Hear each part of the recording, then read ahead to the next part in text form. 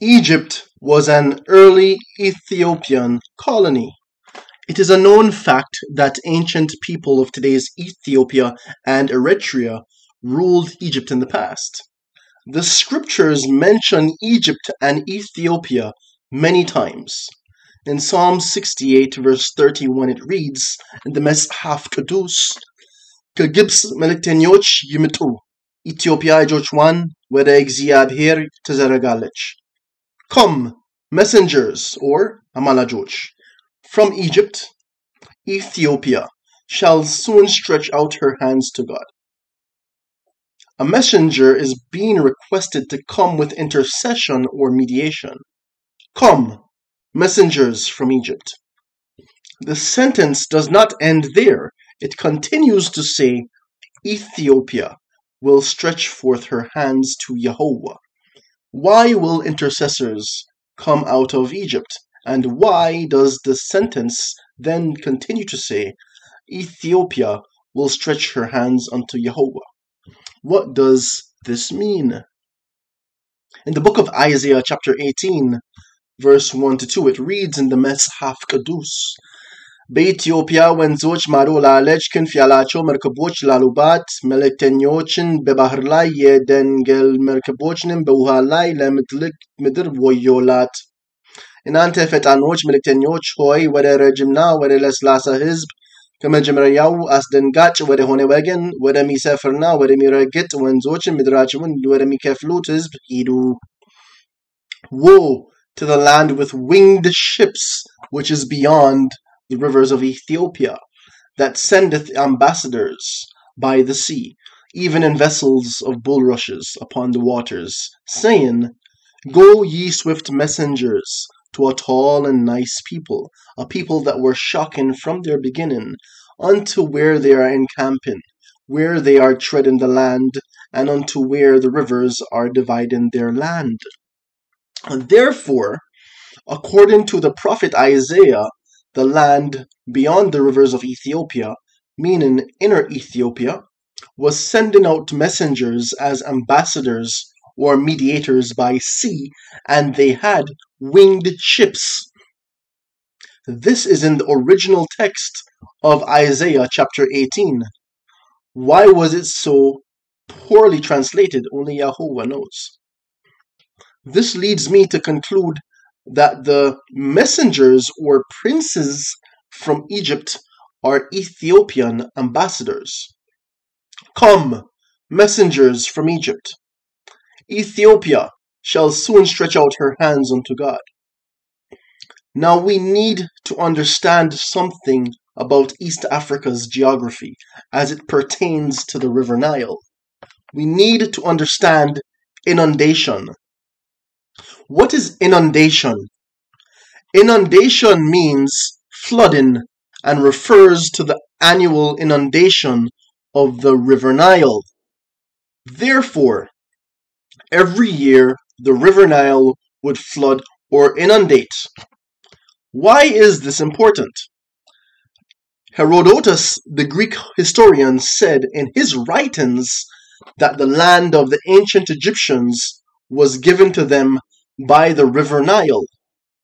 Herodotus understood that the Nile's waters were essential to the rise of one of the world's most ancient and great civilizations.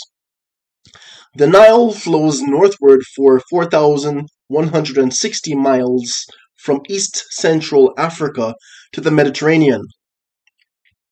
It provided ancient Egyptians with fertile soil and water for irrigation.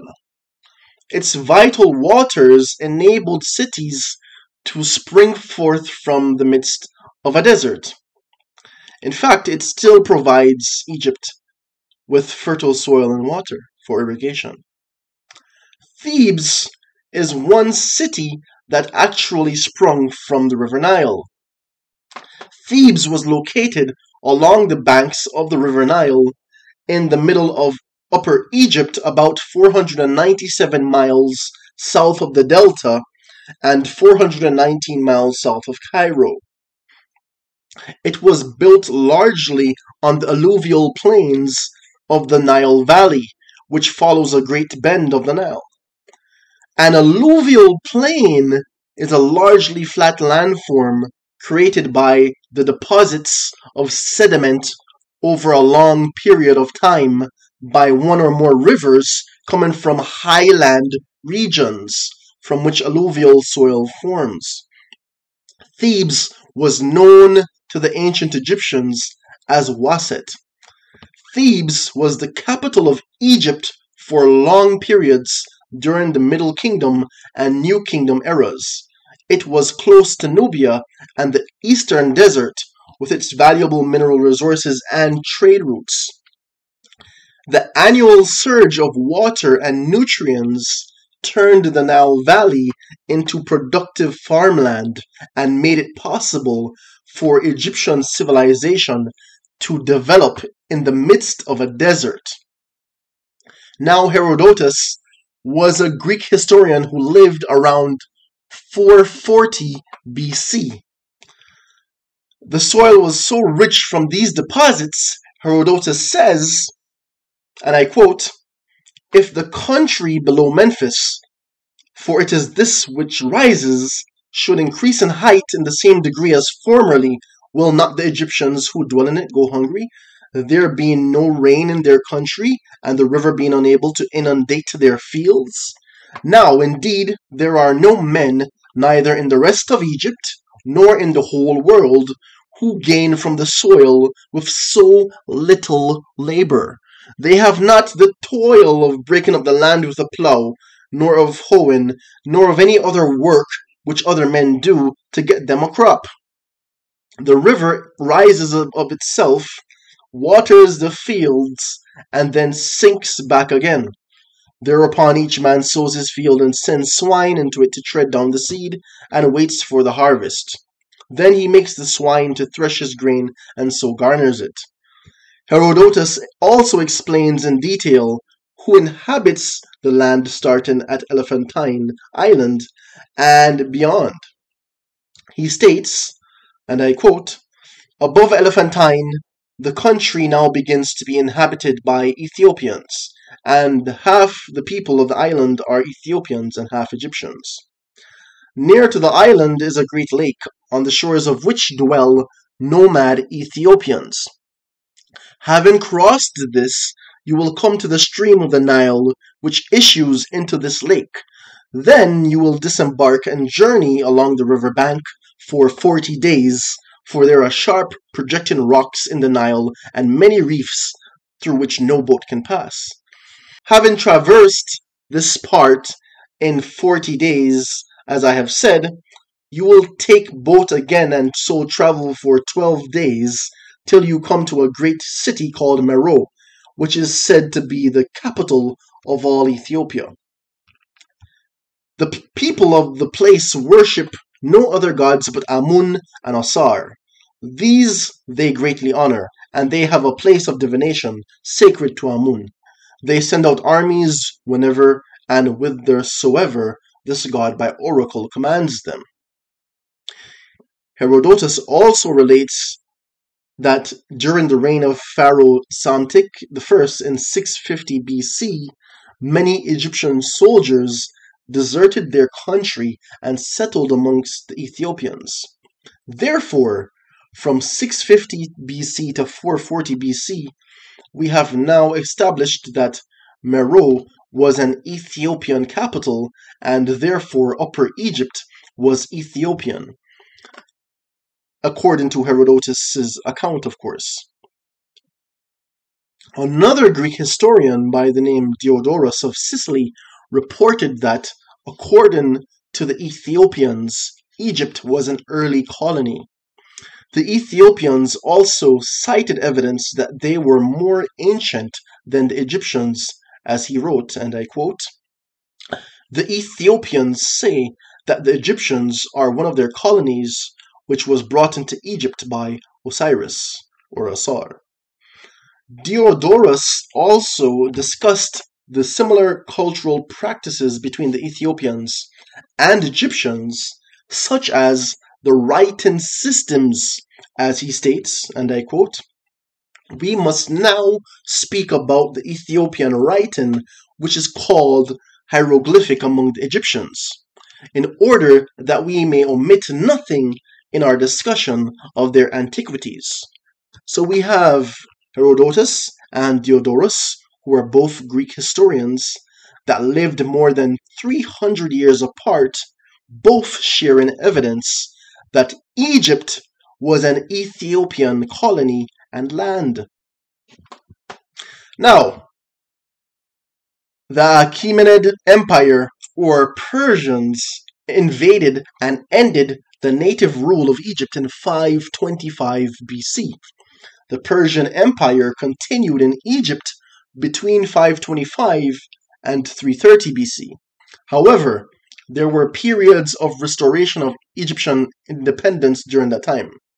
The Persians were the only ones who ruled as foreigners rather than as Egyptians, like the Nubians and Libyan pharaohs before them. The Persians ruled through a resident governor who was helped by local native chiefs. Alexander the Great invaded Egypt in 332 BC, and the Romans' reign began in 30 BC.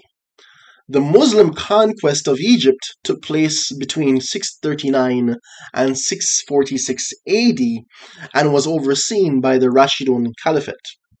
Now, according to the testimony of Herodotus and Diodorus, it was always clear in Egypt, even to Greek visitors as themselves, even after the invasion of the Persians, Greeks, and Romans, that 1.